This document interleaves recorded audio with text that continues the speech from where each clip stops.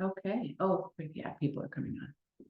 More people. All right. Well, I think we just started the show. Okay. All right. Well, hey, everybody. It is December 1st, 2023, December already. Yes, and we have some delicious Christmas Cookies snacks, and some oysters. we've got peppermints, all kinds of goodies Yep. for us tonight. But it is the spirit of science. We want to thank everybody for tuning in. This is our, how many shows is this? It's probably our 787th show. And 787. And yeah, tonight we're going to be talking about hallucination. Yes. In honor or in how would we call this in honor of the show that's going on? Well, yeah.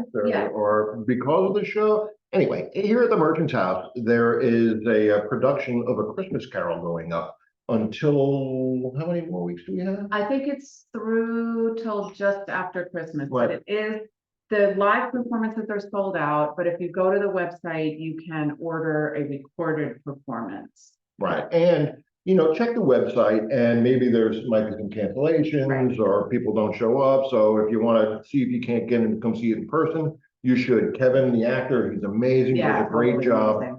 And because Scrooge is having these hallucinations and he's seeing ghosts of Christmas past and Christmas future, and we thought we'd do a show on hallucinations, which I'm sure will devolve into something else pretty rapidly, as it usually does. Now, we don't know if Dr. Lee is here. Is Dr. Lee He here? said he's here. Let's see if he's in the joining us participant. remotely today, so He might be host.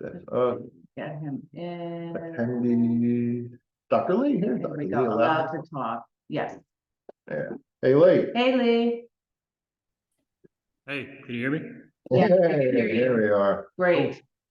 Hey, everybody. Hey, Come on, Lee. glad to join remotely. Okay, All right. yeah.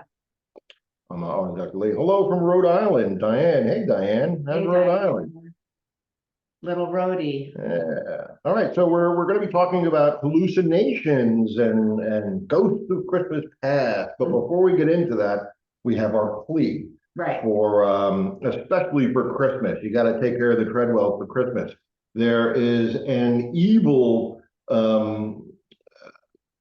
contractor, and they want to build this an evil developer, and they want to build this a hotel, which would be right next to us on this, right behind us. Yeah. And it would be catastrophic for the Merchant's House to have that kind of vibration that would happen because of the construction. Now that Merchant's House has had architects and engineers come in, and they've all assessed and came to the same conclusion that would be really bad for the Merchant's House.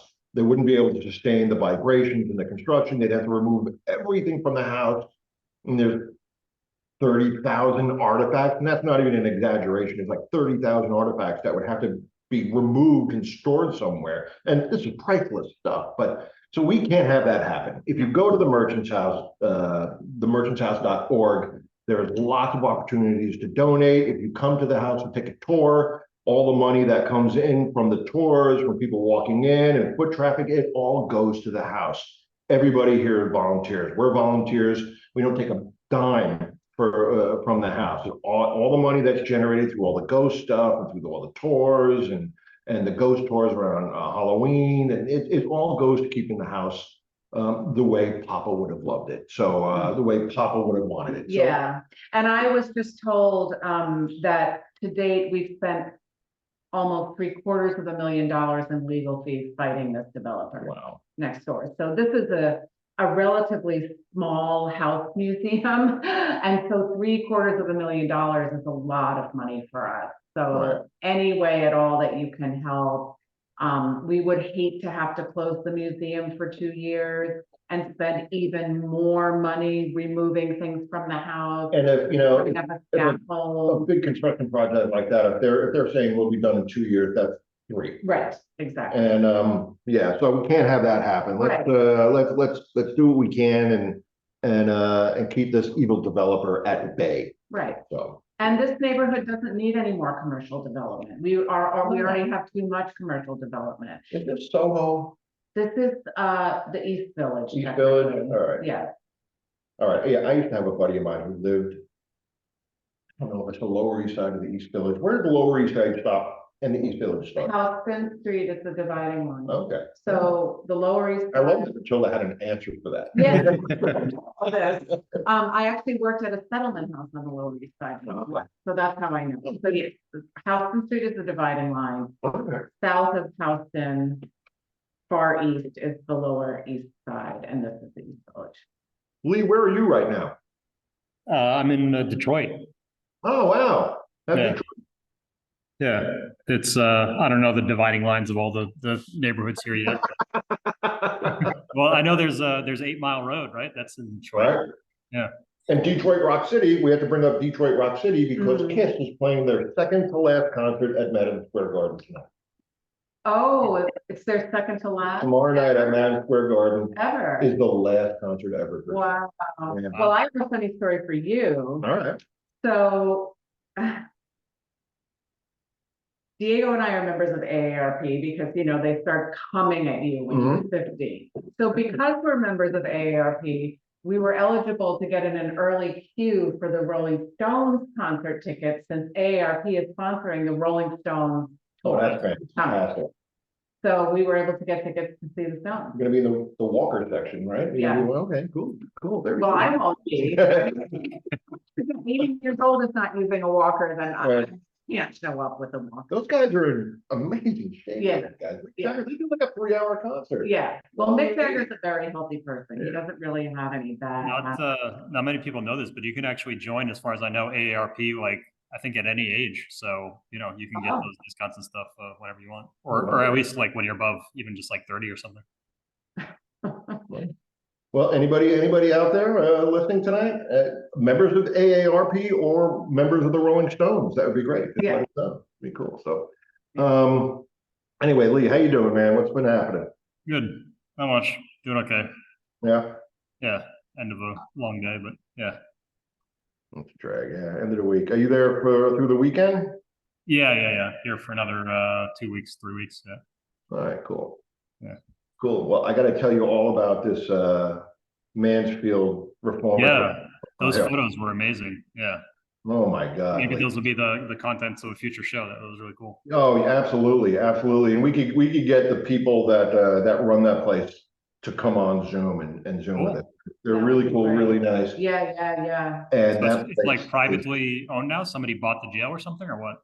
Say again? It's privately owned now. Somebody bought the jail. No. But they have a like a you, me, and Matilda for there, and they would definitely come on and talk about the place, and maybe I could get my buddy who was in the movie to. Oh, that'd be cool. That would be very cool. Yeah, might do that. All right. So anyway, let's get on with the show. How's everybody doing out there? I mean, we've got let's see. I think we've got a couple of ways you can chat with us. Diane from Rhode Island figured it out. She asked a question, and then there's something somewhere. Yeah, there could be a chat. Right. Yeah, we'll come across it somewhere. Yeah. But all right. So let's talk about hallucinations and what is the difference between a hallucination and say an apparitional encounter or a like a ghost encounter, like a residual or a place memory type of situation where people are seeing a person and is that person in spirit or is it a hallucination, and how do you tell the difference? I don't know. Yeah, I don't know. I mean, I'm sure Lee, the neuroscientist, knows the difference, but I think that a hallucination is probably generated within the mind as opposed to. Yeah, it's actually interesting. Like even within the terms, there's even a further distinction, like within the scientific terminology. So there's a distinction between hallucination and illusion. So, illusion is when basically there is some stimulus that is actually there and you're perceiving it, but you're perceiving it incorrectly. And a Uh-huh. hallucination is when you're just generating something that's not there at all, or presumably not there. But in terms of like how to really distinguish whether something you just saw is hallucination or something like Dan was saying, like an actual possible spirits phenomena that might be there or whatever. Easiest way to distinguish is just whether somebody else next to you saw it as well, right? That suggests that it was something that was actually physically there, and it although we don't really know how spirits manifest themselves, if they actually do, and if they do, can everybody see it simultaneously or hear it simultaneously? It's Right. Well, Lee, I've been on investigations where somebody has seen, or somebody is looking at an apparition or a haunting, or like a place memory or residual type of haunting. I don't see it. Yeah. So are they hallucinating? Yeah. Especially if they describe something that's been described before. Yeah. Well, No, that's a great question. So the science is actually pretty fascinating. So I started looking into this because exactly the question you asked, Dan. How can we actually distinguish these things, and is there a way that we can look into it? And it's one of the most useful ways to sort of get a hint as to the answer to that is just understand like how something that we know is definitely a hallucination. How is that generated within the brain and why? And so there are some sort of fundamental principles, one of which is just like sensory deprivation, right? It's like if you deprive the brain of some sense, either vision or auditory or whatever, your neurons are always kind of have some latent firing, even if there's nothing, actually triggering their activation through sensory input. And so your brain can actually just generate stuff if you're blindfolded, for instance. So one of the classic examples is, have you guys ever heard of like intraocular lens implants? No, I guess that's a visual equivalent of a cochlear implant type of thing. Yeah, so it's when people get cataracts. If the cataracts get really bad, they actually surgically extract the lens from your eye, because that's the part that's got the cataract and it's all fuzzy, and they replace it with they replace it with an artificial lens. It's called an intraocular lens implant.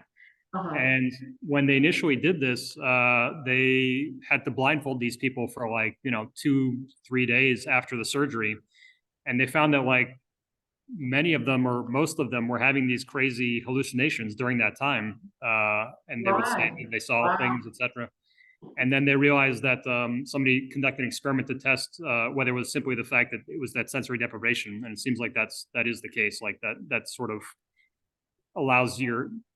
makes your brain start creating things that are definitely not there, and it's nothing necessarily structural. Sometimes it's even just like shapes floating around and all that stuff. So it's unlikely that they're like ghost cubes like flying around and like ghost fractals flying around that you just kind of start seeing when you're blindfolded. So Lee, is that sort of like what happens in a psychomantium then? There are exactly. So exactly. So think about that. Let's explain what a psychomantium is first. Yeah. You want to? Sure. All right. So a psychomantium was, I guess, originally, psychomantia have been used since Greek and Roman times, from the way that I understand, mostly through mirror gazing. But Raymond Moody was one of the first developers of a psychomantium that's still used to this day, which is basically mirror gazing with a candle and complete darkness, and you look in the mirror and you focus only on the candle, and you stare at the candle, and so you're basically like you have no sensory input except that. And then this is apparently, he felt, a way to get in touch with people who have died. Yep. Yeah, and the studies conducted that is actually pretty intriguing. And like you read about like people that describing their experience, and like they actually sometimes see people come out of the mirror and start, Right. a lot of times it's a candle in front of a mirror, or you're just looking at different sort of pseudo sensory deprivation scenes, whether it's looking at a candle or a mirror in the dark, whatever. So the thing is, like, a lot of their experiences are pretty, vivid, and they describe not just random cubes or shapes moving around, but they see a person, and they even sometimes have a conversation with the person. So that's something that's like a little more involved than what usually kind of happens when you just sort of blindfold somebody. The consistency of that too. So there's some parallels, but Yeah, could that be a hallucination? Is that a hallucination, or is it actual content? I mean, this is what's tripping me up, I guess. yeah. We're looking at hallucinations as if they are not real, that they're created by the brain, but there's nothing, they're not Right. real. They're not connected to anything Like else. They're not physically present. Yeah, like a mirage, exactly. Yeah. But but that's not the purpose of the psychomantium. The purpose of the psychomantium was never to just be able to hallucinate. It was to actually. Yeah, and that's what I'm saying. Original purpose, but people that invented it might have said, you know what, when we put people in this environment, they hallucinate. And let's tell them that they're seeing their loved ones. I guess so. Well, so that's the thing though, like when people do hallucinate, and it's pretty well established that they are indeed hallucinating. In other words, like, it's just their neurons firing and creating things. It's actually pretty rare for them to have what's called a complex hallucination. And complex hallucination means like it's like a whole person, and like they're talking or something like that, and it's like consistent, and it's not just like a random shape flying by or something like that. That's called like a simple hallucination. So the fact that like it's pretty consistent for people to have those quote unquote complex hallucinations, although they aren't necessarily hallucinations in the psychomantium experience, suggests that it's not entirely due to a sensory deprivation thing, and that there may actually be something else happening too. Have you ever done one? I've done one. Yeah. Lee has done one. Yeah. He's done one here. Yeah. Matilda as well. Here too. I did one here too. I did one in a whole thing though. Like the Oh, whole yeah. thing, and it was pretty cool. I didn't have any kind of experiences that I would think like, oh, this is some person, in spirit. And I certainly didn't have any kind of like mind expansion type of thing. It was just, I was sitting in the dark, and it was peaceful, and I could see though how people could perceive that they're having an experience, because if you shut your eyes long enough, you're going to start seeing things. Right. And just this 2 weeks ago, the place I was telling you about, man, some of those rooms I was in were pitch black. Pitch black, and I could see that happening to somebody, because it was happening to me. Yeah.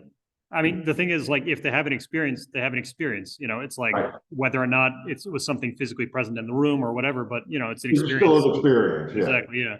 And actually, there was some pretty intriguing. So I actually did like a kind of a short run of experiments in a psychomantium type setting at the merchant's house, using the big mirrors in the parlor. Right. And some of the participants saw some pretty cool stuff. They never saw like a full, person or anything like that, but they saw things moving around. And some of the things, interestingly, that they described were, on paper, like, sound really creepy, but they described it as, or even like terrifying, but they described it as very comforting. So they described like seeing like a dark mass kind of move towards them, but they said like it was a very comforting feeling, like as if it was coming to sort of say hello or embrace them. So it's pretty intriguing. And these were all people first time experience with this scenario, just sitting in front of that mirror in the semi dark and having some pretty cool experiences. Wow. Yeah, I got a chance to go to a lecture at the American Society of Psychical Research up on 73rd Street, 74th Street, where they have those psychomantiums. Where they did the original experiment, and it was pretty cool. Pretty cool. That place was pretty cool. I would totally do it. Oh, yeah. Oh my God, yeah. I think my friend Cal Cooper over in England is doing his version of them. He's great. He's parapsychologist, and he a real parapsychologist. Mm, Went to school for it. And, the one school that offers a degree and over, advanced degree. and I think he might even be teaching there now, but he's pretty cool guy. And lovely guy. I should have him on the phone one time. Mm, Big EVP stuff. Anyway, he's doing his brand of experiments, and he's using a sensory deprivation dream of afloat. yeah, Which are cool. So, yeah. yeah, I'd have to reach out to Cal. I haven't talked to him in a while. We email each other, but I haven't spoken with him. It'd be nice to have him on the show. Well, So people at the end of life, I mean, we think they're hallucinations, Yeah. but we have no way of knowing. I mean, Yep. so many people at the end of life report being visited by people who died before them, having Yep. conversations with them, seeing pets that they had in the room. and this happens to people that are not necessarily on any medication or anything like that, that would cause that kind of thing too. Right, no, it's so common, it's such a common end of life phenomenon. Yeah. And what's even more remarkable about these visions, encounters, hallucinations, is that they are inevitably comforting to the person, they're never frightening to them.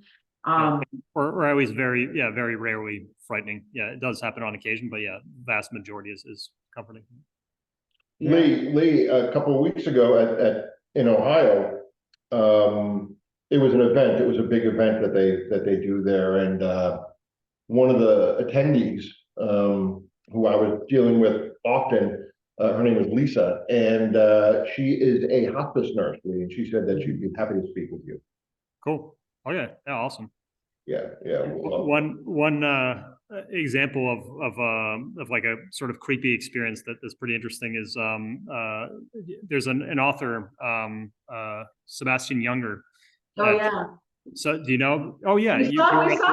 We saw him exactly. at the conference. Yeah. Yeah. So you remember his story? It was pretty cool. Not quite equivalent, but yeah, he described he was having, I think, like a heart attack or something. I can't remember exactly. But he had, the experience of like a void opening up below him, and he found it to be pretty terrifying, but also, fascinating. He sounded pretty intrigued by it. So yeah, it's that kind of thing is pretty common. And the fact that it also happens, we talked about this in a previous episode too, not just to the individual that's dying, but sometimes that shared death experience. Yeah. That makes it, those people that are standing next to the person that's passing away, they're not on drugs. They don't have vision problems. They're not dying. They're not dying. And yet they have these crazy experiences where they'll, as the person's passing away, they'll be flying up to a light with them. And, so there's some very intriguing stuff that suggests very strongly that at least some of this stuff is not just generated in the brain, and it's something that's actually happening. And yeah, right. I'm becoming obsessed with the third man hallucination. Yep. Which, as you know, Lee, is pretty common. You know about this? The third. No. Dan, why are you smiling? Are you thinking? I know Dan. So the third man is like Ernest Shackleton experienced this when he was climbing Everest. That when you're in a situation where your survival is literally at stake, people will experience a voice or a presence urging them forward that actually imbues them with the strength to do so. So yeah, Ernest Shackleton. Some people might call that a guardian angel. Yes, that's exactly it. Yeah, and so it's actually pretty common. Especially in these kind of extreme scenarios where like extreme weather, survival is kind of on the edge, and there's some really interesting experiences. Accounts of guiding or accompanying presences in polar treks, mountaineering expeditions, sea accidents, and natural disasters are numerous. Yeah. And I wonder actually if there's like overlap between that and like the reports that like sailors used to have of all this weird stuff and mermaids and stuff. Like maybe the part of that was just kind of made up for fun, and part of it might have been under certain circumstances. You just And when you're out in the ocean too, like that's a form of sensory deprivation. Like you Yeah. Right, depending on that's where you true. look, if you're staring overboard for days at a time. Certainly also if you're in like a whiteout condition. Yep, right? that too. Yep, absolutely. Yeah. It was funny, I saw a program with a guy, he was a farmer, and he had a hallucination. I Yeah. guess it was a hallucination. He heard, if you build it, they will come. I'm joking, but you know, can you have an auditory Yeah. hallucination? Yeah. Like, because that's what he was having, and that could have been his third. Well, man, that's right? what Shackleton experienced, I think. He experienced, and it was, his was auditory. Yeah. Well, Rather than visual. And then actually T.S. Eliot wrote about the third man too in The Wasteland. Who is Yeah. the third who always walks beside you? When I count, there are only you and I together. But when I look up ahead at the white road, there is always another one walking beside you. Yeah. So one thing that's pretty fascinating is it's been found in recent years that you know, these quote unquote hallucinations occur. I mean, if you look at the average website that's describing these, it just says like the distinction between hallucination and illusion. You know, illusion, you see an electrical cord on the ground and you think it's a snake. Hallucination, like there's nothing on the ground and you still see a snake. okay. Mhm. And then it also says the further distinction of like, you know, hallucination means you're like, you should be in a, you know, clinically, you know, in a special place, and illusions happen to everybody and they're very common. But within the last 10 years, they've actually found that hallucinations are actually a lot more common than we previously thought. And there's a lot of people, fully functioning people with jobs, everything, that are having these hallucinations. And obviously they don't report them because guess what? You know, everybody's going to think you're crazy because that's kind of Right. a stereotype. So Well, because they're actually a lot more hallucinations- common than previously thought. Yeah, sorry. They're also a feature of certain mental illnesses, right? Yeah, So- or drugs. Yeah, certain drugs will definitely trigger them. Yeah, Mhm. yeah, A friend of mine who suffered from, he was bipolar, yeah. and he would hallucinate that he was a paranormal guy too, he was an EVP guy. And Garrett, I talk about Garrett often. Yeah. And he's been here, he was here plenty of times, he might be here now. He's since passed away, but he used to have like real vivid, and he would describe it to me. I go, what's it like? Yeah. And he said, Dan, Why would he have them? Why, do you know? he suffered from bipolar, Oh, and he yeah. was like And so Dan, he had these experiences just like on a normal day, like walking down the sidewalk, right? Not necessarily in like a haunted location or something. No, he would have them all the time, and Yep. he didn't know it when he was having them because they were Yep. so real. And he said the last one that he told me about, he was a Revolutionary War buff, and you know, he goes, Dan, I'm reading a book about George Washington that I had read a number of times before, and I'm reading this one page going, how did I miss the treasure map? Mhm. All the other times I'd read the book. He goes, and what a coincidence that the X that marked the spot is in my kitchen. You know? So he was convinced that there was treasure buried underneath his kitchen. And he got took the shovel? chainsaw, dug through everything, and started digging a Wow. hole in his wife and his home. And he goes, I'm you know, I'm up to my waist in the kitchen in a hole. And he said, you know, of course I had to put a suit on because I was going to have to go to the bank with all the gold. Oh and my God. and he goes, Dan, it's as real as it can be. Mhm. It's not it doesn't look distorted, it's not wavy, it's Yeah. not, he goes, it is on the page. Yeah, I mean, I remember my mother had Parkinson's disease, and hallucinations are definitely a symptom of the later stages of Parkinson's disease. Wow. She would Yeah. describe things. She's like, why is the clock melting? And I'm like, Wow. the clock is not Yeah. melting. Yeah. You know, but for her, that's what she was seeing. She was Yeah. really seeing it. Yeah, and it's important to realize that exactly, like these are things that have basically zero likelihood of being something actually there, you know, like potentially a spirit or whatever, and like Mhm. versus like something that's entirely in your mind, you know. So it's important for people to realize, like, yes, there are actual hallucinations that are just created by your mind, and then there may or may not be some external things that people think are Right. hallucinations that aren't, you know. Garrett said the only thing that he saw that came close to what his experiences were like Yeah. was the movie A Beautiful Mind. Mhm. He goes, and the reveal halfway through where you're like, oh, that was all in the guy's mind. Yeah. He goes, I was watching that. He goes, and I got goosebumps because I went, oh, that's how I experience things. And people are like, what are you talking about? Yeah. It's not real. It's not real. And he's going, I'm looking at it. It's right here. So how did he function day to day? Meditation.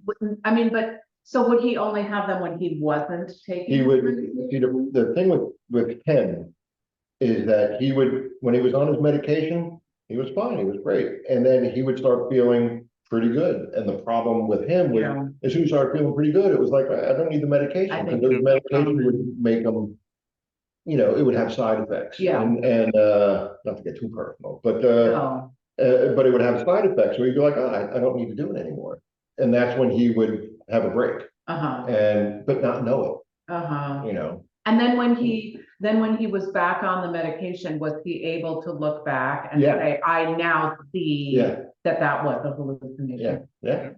So I've actually met people that are they're schizophrenic and yet they don't take medication and they're fully functional as well. And they've basically just learned to distinguish, what, and sometimes the voices are helpful, sometimes they're like encouraging, and it's only like sometimes in certain states of mind when they can become negative and sort of intrusive and interfere with what you're trying to do. But there are people out there that have schizophrenia. They know that they're having hallucinations, auditory, tactile, or visual, and they're able to deal with them. They're able to distinguish, what's what, and just sort of like put it to the side and be like, okay, I'm not going to pay attention to this, and they learn to control it enough to be fully functional, and not have to be in a clinic somewhere. So it's pretty fascinating. Yeah. Well, now, to tie this stuff into like, parapsychology or paranormal investigations, Yeah. can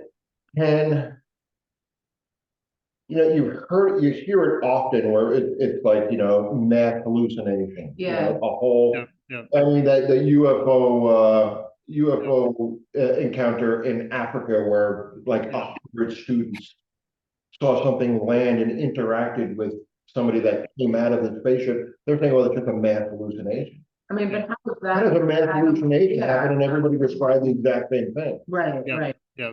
And so that's an excellent question. And I haven't done sufficient research into that to have like a good answer for it, but I do like a partial answer for that is, and I don't actually think, as far as I know, I have a hard time believing that is a thing too, that can really happen in terms of like multiple people having a hallucination of the same thing. And even though it's not there's nothing there, but Well, I can think people of, have never had hallucinations before, like Right. the first time just so happened. yeah, exactly. 100 people had the same At the thing. same time.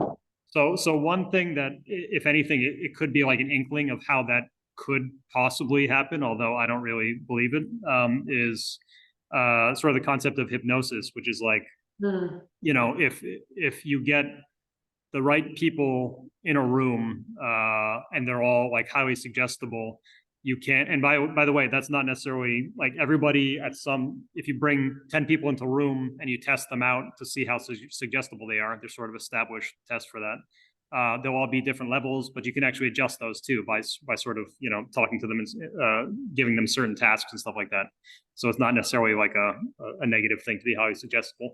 But if you get the right people in the room and they are highly suggestible, you could do, say like, oh, look at that thing there, and like notice that thing up at the ceiling, and like, isn't that a weird color or something like that? And you could probably get multiple of them to like say that they see that and actually think that they are seeing it. But for something complex like a friggin' flying saucer that lands and like people coming out, like that's pretty crazy to imagine how that could happen as a mass hallucination. Yeah. Yeah, you can get them. You could even get a crowd of people to attack the Capitol. Yeah. Right? Yeah, that's the thing. Exactly. No, but it's the mob mentality where people will all just agree with the person next to them. Yeah. Do you know those experiments, the psychology experiments, where they get like a line of people, like 3 people in a row, and they show them, so all of them except for one is an actor.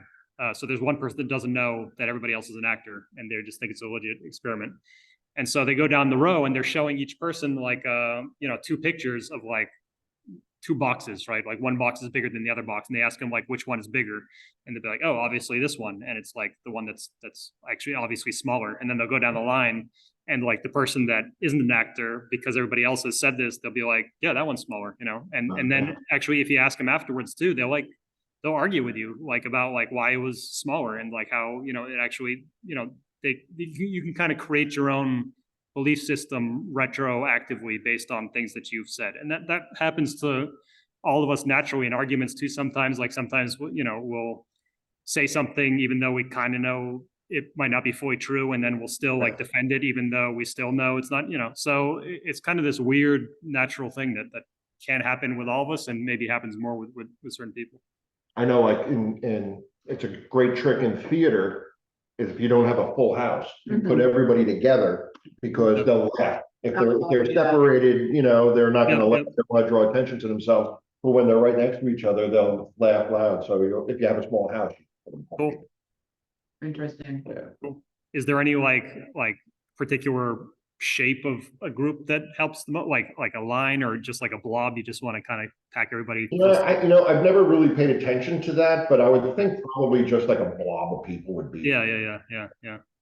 And, you know, I see it when we do the tours. We do the tours here for Halloween, and you know, if it's a full tour, if it's got the max number of people and they're all together, they'll laugh at the fun stuff. But if it's just a few people, they won't, because they don't want somebody to look who's laughing. Interesting. Yeah. Yeah, we all have, you know, these kind of interesting back doors into our brains. So one pretty fascinating introduction to that kind of stuff, if people want to read into it more, is this book called Influence by, I think, I forget his first name, but his last name is Cialdini, Cialdini or something like that. It's a classic book, pretty short, incredibly interesting. It's written by a guy that's considered like the father of applied psychology. And so basically, he went around getting jobs in all these, you know, workplaces where he knew that people were using kind of psychological tricks, like whether they knew it or not, like, you know, used car salesmen or door-to-door salesmen, whatever. And then he would learn these tricks through the training, and then he would do experiments to test, like, hey, do these actually work? Absolutely mind-blowingly fascinating, that book, because you just see all these like little things that like work on all of us every day. You know, every conversation you have, some of this is happening whether you want it to or not, whether or not the person is intentionally doing it or not. And yet there are all these things that are influencing the way you think and the way you behave. So it's a pretty fascinating look into, you know, that kind of thing. What's that called? What was the book called? Influence. Influence. All right. Choice architecture is sort of like that too. Just that the way that choices are framed can actually influence what you make. Exactly. Yep. Yeah. One classic. Yeah, go ahead. Yeah, I was just gonna say one classic example of that is like there's a magazine, I think it's The Economist, that had like offerings for different subscription levels, and it's like online only, online and print, or like, you know, some other option, and like two of the options were exactly the same price, and so you're like, oh duh, like I'll just go with the, you know, this option that like offers one extra thing, and by doing that they're able to make it like more expensive than you would otherwise, you know, click on it, because like the other option that has less things is the same price. You're just like, oh, okay, that's fine, look, I get this extra bonus thing. So that's something that's really powerful, like the free concept. If you just say something is free, like, you know, people will, your brain's just triggered to go after it. Right. The MTA does that. The free transfers, free shuttle bus. I already paid.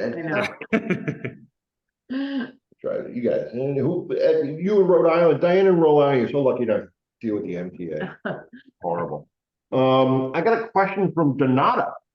So do you think all experiences of presence are subjective only? I would say definitely not from my perspective, but no, same here. Yeah, and one of the, you know, we brought up a couple examples of that strongly suggest that's not the case. Like for instance, the shared death experience and the shared quote unquote hallucination thing. Like it's just kind of hard to really think like how that could happen through just a purely, you know, neurons in your brain kind of thing. Right. And, you know, I had experiences in Ohio at this place. And I mean, I'm sure everybody that has a hallucination says I wasn't hallucinating, but I don't think I was hallucinating. Yeah. I don't think I was. And Why would you hallucinate only in that environment? well, because of that environment, to be Yeah, influenced by, you know, everybody saying, oh, this is what you're going to experience. This is what you're going to experience. Suggestion. I'd like to think that I'm seasoned enough to not let that influence me, because I tell people all the time, especially here at the Merchants House, when I'm doing the tours, don't be influenced. Don't think, oh, I'm going to play a haunted house, because you're going to have something creepy happen to you then. Yeah. You know, and I was having these experiences that I never have had before, and I'm like, this is me, and you know, pinch myself, am I awake? And yeah, I mean, I wasn't hallucinating. I know I wasn't. And do you want to share some of the examples, or? yeah. I mean, you know, I was just thinking back, and it really, sometimes I'm at a loss for words, which is odd. when Never know. But it was, I know now when I talk about how people get when they have their first experiences, a paranormal experience. And I've had firsts for me that were pretty profound for me, where, you know, I am in a part of this prison. It's where they filmed Shawshank Redemption. It's this giant old prison built in the late 1800s, and it shut its doors in 1990. And a lot of things went on there. And you know, I'm walking the tiers. You know, there are 5 flights of these little cells, and there's a north side and a south side, and I walked them both. So I walked, you know, 10 of these tiers in the middle of this prison, and nobody near me for a half a mile. And I'm hearing footsteps behind me. I'm hearing footsteps walking. I'm hearing footsteps running. I'm hearing the cell doors shut. So I went and opened up all the cell doors. I'm like, I want to watch one close now, you know, and you would hear them just like that noise up in Mr. Treadwell's room, where the door slammed, but the door was already closed. I'm hearing cell doors slam, and the cell, nothing's moving. Right. I was telling Matilda, I was walking down this one tier, and I hear people walking behind me, you know, and so I take my phone out, and I'm in selfie mode, trying to look behind me, because I want to turn around and maybe startle something or spook something. But when I would stop walking, it would continue. I would hear it, and then it would stop. I'm like, is that me? And it's delayed because it's a big. I'm trying to figure everything out. And then you hear it run away, you know, because you turn around, I saw flashlights, people walking with flashlights, and I saw the lights, but nobody walking, you know, and like a flashlight, somebody walking wasn't just a flash, it was like bouncing and moving around. It was the craziest thing. And it was an event at this place, and it was a couple of people from the show, and so I thought it was part of the group. And I would walk down there because I didn't want to startle anybody. I didn't want to be a false positive, you know, and there was nobody there. There was nobody there. It was just me. That's cool. Yeah. And then, you know, when we do the show on that, we'll talk about the other thing that I experienced, and you know, shadow people and all that. It was, oh, and I'll tell this one. It's really creepy. It gave me goosebumps. They have there's a guy they call the crawler. And I said, what is the creepiest thing that you've seen? Creepy. And this guy, big guy like me, he's like, dude, I was sitting right here, and I'm doing a tour, and they do like specific ghost tours. Right. Come in, and they have like a Shawshank tour, and then a ghost tour, and then private investigations, if you like. Anyway, if you're ever in the Ohio area. He said, I'm giving a tour, and I'm sitting on this bench, and these people sitting across from him in this sort of hallway. And he goes, and a guy walks, and it looks like a person. It's an apparition. It's not see-through. It's not vaporous. It looks like a solid 3-dimensional person in a gray suit, And he goes, the face sort of matched the suit. It was gray. Mhm. He goes, but he stood there and he looked at us, and he looked at me sitting here, and then looked at the people that was across from me, and then walked down another hallway. He goes, and it was getting quieter, you know. He goes, and then we heard him turn around. He came back and stood in front of us, and then got down on his hands and his feet and started crawling around and crawled away. And they've seen him a couple of times. I just got goosebumps again. Wait, Dan, wait. So this is something bear, that here I come. Here I come, little bear. Hey, bye. Here I come, little bear. Yes, here come my little bear. Get my little bear. Oh, yes. I think to her dog. Wait, Wait, Paul, you're on the air. Let's, should we make her not talk anymore? you have to mute her. Mute. It's not muting. that was kind of creepy because it happened like right when we were talking about the creepy stuff. So I was like, wait, where's that voice coming from? I think that, That was I Pi think- talking to her dog. yeah. I think her dog probably pressed the unmute button, probably. That's No, what I think that was me because I was trying to get her to say hi. Oh. Wait, so Dan, so this is something that you experienced when you were there? Like you saw? No, I didn't see it. Unfortunately, Okay. I'd love to have seen that. Okay. But another person had the same, multiple people have had that experience. But Yeah. another person I was speaking to that night had a similar experience where she saw the guy get down on his hands and his feet, not his knees, but his butt was way up in the air, crawling around, which is even creepier than Yeah, he was on his hands and knees. Yeah, it's very creature-like. And they started crawling away, like scuttering away, and then turned into like a black ball and just kept rolling. Cool. Yeah. And they have her on video chasing it with her flashlight. Yeah. They have her like running down the Oh hallway. my God. That's And like, the camera that was in that area where it happened went out. Of course, right? And then when she left the room, came back up. Yeah, So that's like those guys, the creepy guys from Wizard of Oz too, right? With like the wheels on their feet. That I remember freaking me out as a kid. You know what I'm talking about? no, I've never seen the Wizard I of Oz. was really freaked out by the flying monkeys in the Wizard of Oz. Yeah. But then there are these people that with like wheels on their feet that is pretty crazy. Anyway, yeah, that sounds pretty cool. That sounds like a pretty cool experience. Yeah, and here Donata is making a comment. She says, and I apologize if I'm butchering your name. I think even if a presence is experienced objectively, it doesn't make it less real. I agree with you. Can't be quantified or proven, perhaps. Let's see, can't be. Well, I don't have my glasses on. Can't be quantified or proven perhaps, but it's still real. Okay, thank you. So interestingly, we've been talking about like, is this thing that you're seeing something physically present in the room, or is it only in your neurons? So there's actually there's a scientific way in which, or, like a somewhat becoming more physically established way that it could sort of be both. And that is, there's some theories about how certain elements of the neurons in our brains, microtubules, can be subject to quantum effects. And so and in fact, that possibly that their function is actually dependent on like quantum mechanics. So there are potentially ways that like the neurons in our brains could be activated by something weird, like an actual external phenomena, without that external phenomena actually being in front of you where you see it, but it's somehow like activating the neurons in your brain to make it appear as if something is there. So it's kind of like a in between of the two things we were talking about before.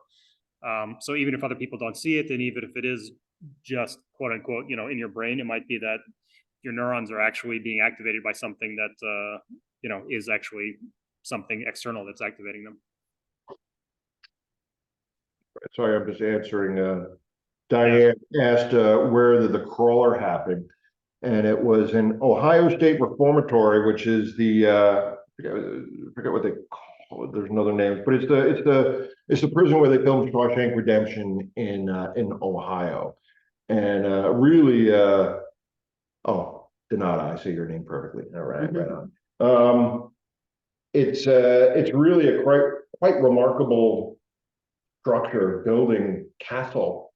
And they're dedicated to the film and preserving that place. It's like a museum for the film.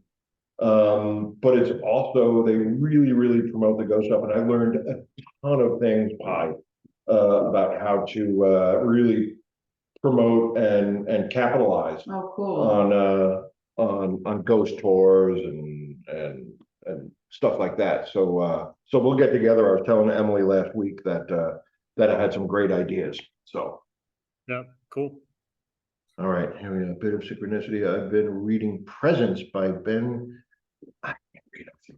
Ben Alderson Day, covering much of what you are discussing tonight. That's Interesting. cool. It's cool. And you're more than welcome to let us know what you think. What are your thoughts on presence? You've used that word 3 times now, and presence is whether it's a hallucination or not a hallucination. I mean, I think all haunting phenomena, all whether it be a place memory or residual or an apparitional type of haunting or intelligent hauntings, like the cool guys say, it's all a psychic experience. It's all in your head. I mean, not in your head, but it's all psychically being, in my opinion, impressed on you. And which would make it, I guess would make it a hallucination, but Not necessarily. Yeah, that's kind of along the lines of what I was just saying of like, Right. there is a potential mechanism by which like the neurons in your brain could be activated by an external stimulus, Right. so it's not like just a hallucination just created by, like random noise in your neurons, but actually by something external. So yeah, Right. that's a possibility. Donata also has just said, oh, wow, getting winding down. I've had many experiences that are very real to me, but I can't prove to anyone else. Yeah, that's the rub. Yeah. That's okay, very real to me, sometimes more real than reality. And I'm there with you, Donata. It's I think we've all had these experiences and they're absolutely real to me, but I can only tell you guys about what I experienced in Ohio. I have nothing to show you. And although I'm not through with all the recordings. Okay. And you want to hear something funny? I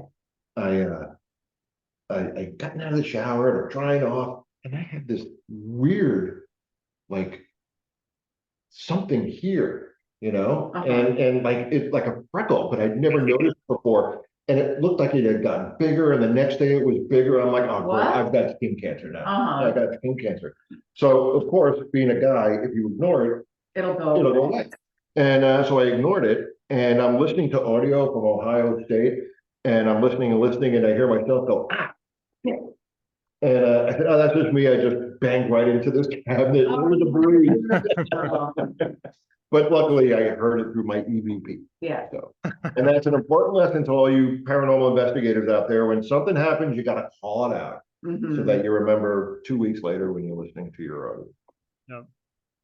Well, that's a good lead into next month. On the next Spirit of Science is on January 26th. January 26th. The topic is going to be what happens during a paranormal investigation. Okay.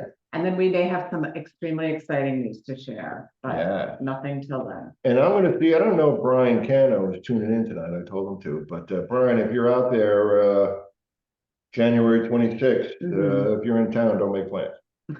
All right.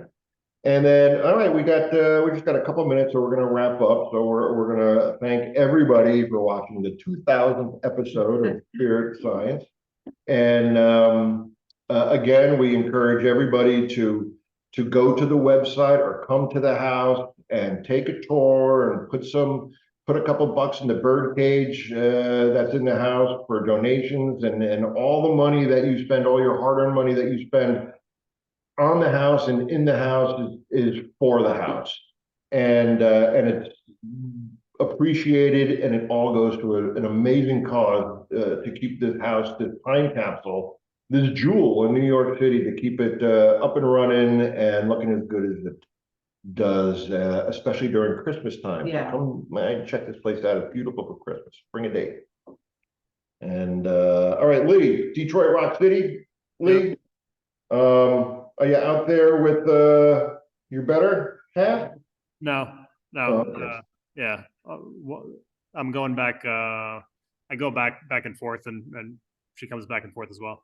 All right, cool. We'll send our love and Yeah, thanks. and be safe out there, and we'll speak to you soon. And Everybody have a great holiday. that's right, Christmas. Yeah. We'll talk.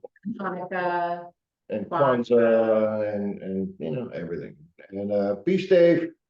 Themerchantshouse.org. And thanks for watching. Yep. All right. I'm gonna end it here. And Lee, we'll talk to you later, man. Yeah. Bye, guys. Bye, everybody. Good night.